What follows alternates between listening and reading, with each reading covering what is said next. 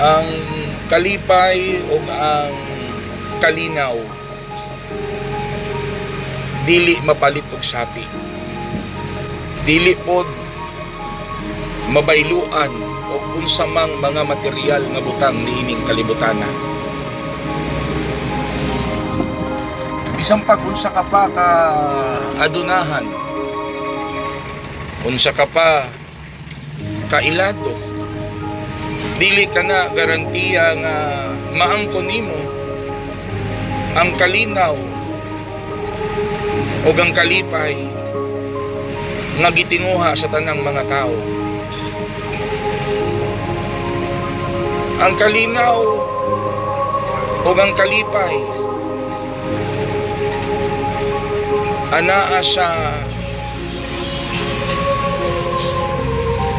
pagkakontento sa mga butang nga anaa kanimo.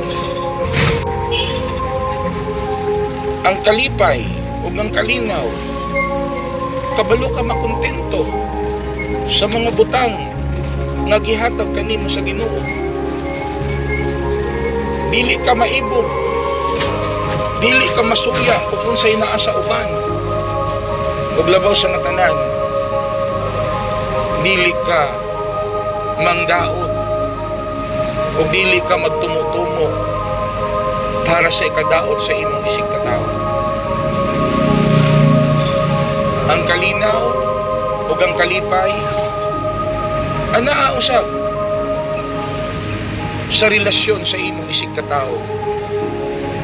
Og labaw sa nga tanan, ang kalinaw ug kalipay anaa sa unsa ang matang sa imong relasyon ngadto sa atong Ginoong Hesukristo ug sa atong Amahang Dios.